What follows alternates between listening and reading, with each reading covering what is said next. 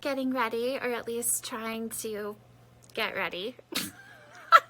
Do something with this hair of mine. There, how's that? I'll just stick it right on the top of my head. I'm getting ready, and I thought that you might want to get ready too. So I have a day of filming today.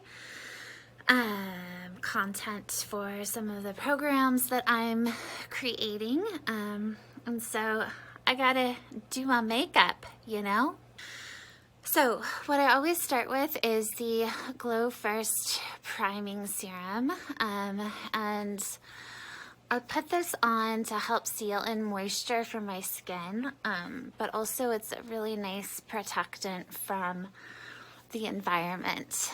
And it has jojoba in it, which has been shown to reflect the natural moisture of the skin.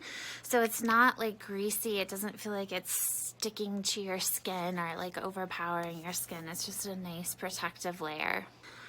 It also has biopolymer in it, which helps to even out your skin tone, and then it also creates a really nice finished feel on the skin so that your foundation and your makeup stays on your face for longer, especially when you've got a big day ahead of you. Okay, and as you know, or maybe you don't know, Beautycounter is making a huge push towards recycled products so that their packaging is recyclable or used all recyclable materials, which I love because it just breaks my heart how much plastic is going into our environment. So now I'm putting on the foundation. I love the foundation because it is so light. Like, I remember the days when my foundation felt like I was putting a mask on, like really, truly, and it looked terrible, right? And then it would like crease as the day went on. No. So this foundation is super light, has hyaluronic acid in it. So again, it's helping to plump up the skin, kind of seal moisture into your skin throughout the day so that you don't get that cracking effect on your skin. Usually I use a concealer, but I'm out, and I just ordered some more because Beautycounter just released their newest concealer, and so I'm excited to get it. But I could use probably a little concealer in there, but we'll skip that part. Okay, then I'm gonna go with the cream blush, and again, in terms of packaging, this comes with refillable palettes, which is fantastic so that you don't have to throw away this whole compartment. This blush has, again, jojoba in it, and I forgot to mention that the foundation does as well. So again, just really sealing in that moisture. I find in the past with blush that it doesn't stay on very well. Oh, got a little stray foundation there. But really with these extra moisturizing ingredients in this blush, it really helps us to stay on longer and give that pretty pop of color. And then, you know, again, this is such a nice little package. You could just throw it in your purse. Voila! I could probably do a little bit more blush, but we'll leave it at that for now. Okay, then I'm gonna put some eyeshadow on. So this cream eyeshadow comes in a glass container, again, so that you can actually recycle it. And it's liquid, so Beautycounter is starting the process of eliminating as best they can heavy metals from all of their eyeshadows. So this is a more complicated topic than I have time for on this video, although I hope to include this topic in the future in some of the workshops that I oftentimes offer on clean products and the impact that especially that beauty products have on hormones. So heavy metals are pretty significant concern for hormone balance. And unfortunately, makeup products are a primary source of heavy metals. So lipsticks, eyeshadows, and blush are the ones that you really want to look out for. And the beauty industry is not very well regulated. They're actually considered a self-regulated industry. So essentially the companies that make these products are regulating themselves, which is really what sets Beautycounter apart. And that they're really taking such a strong stance on eliminating as best they can these toxic ingredients from their products, which is one of the many reasons that I love them. The other thing I would love to talk about is mica. So mica, unfortunately, is a product that comes mostly from child labor. And here again, there's a lot that could be said about this. Beautycounter has a documentary on this. It's short, it's like 15 minutes long, but very informative about, you know, just how far we have to go in terms of supporting other communities around the globe who, and children, and taking care of children and taking care of communities so that they don't have to work in these mines.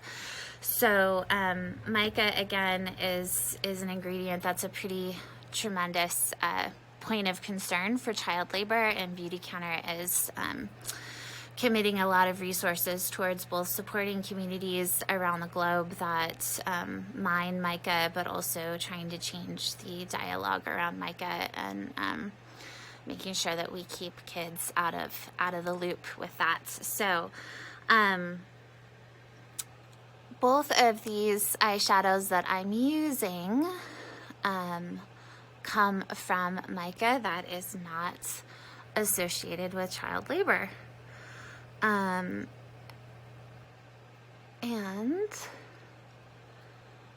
with this eyeshadow, this is the powdered one, so it's really quite difficult to make powdered eyeshadow without heavy metals, whereas the liquid eyeshadow is much easier to make without heavy metals. However, this eyeshadow came out in Beautycounter's holiday sale. You can't get it now, but always keep an eye out for those holiday Beautycounter sales because you'll get some pretty special products that they're just trying out. But I would never be able to tell the difference between this eyeshadow and an eyeshadow that you could get, you know, at the grocery store that does have heavy metals in it. So they did a great job replacing that.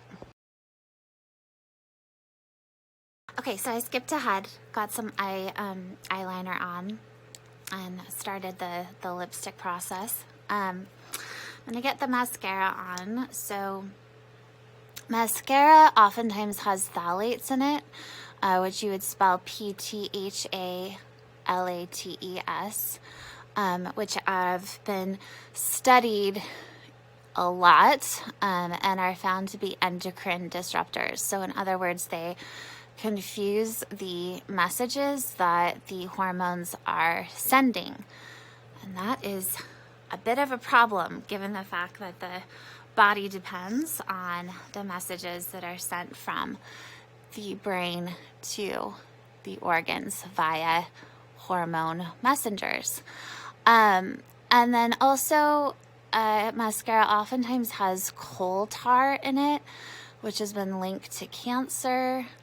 And there's a lot of other ingredients that I could get into here. Formaldehyde, like, goodness sakes, right? This is right next to your eyeball and a straight shot into your body. So if we can find alternatives that work great, let's go for it. So this Beautycounter mascara I love, and it also helps to strengthen the eyelashes as well.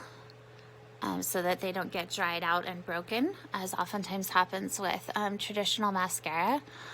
The one thing I will say about this mascara, though, that is not my favorite is that it's really, really hard to get off.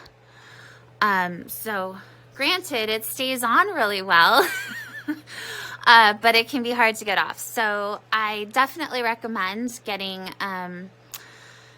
eye makeup remover. Beautycounter sells an eye makeup remover, but you could also make your own, like with coconut oil and other types of oils. So something to keep in mind. Does a beautiful job though. Okay, and then I'm getting back to the lipstick. I'm gonna do a couple of different colors. I really like this one. It's just like a light, they call it rosewood. Rose is one of my favorite colors. And then there's this other one. This is pretty intense. So these are the color intense lipsticks. A little goes an exceptionally long way. So we're talking like tap, tap. So most women, if you can believe this, consume about 7 pounds of lipstick in their lifetime.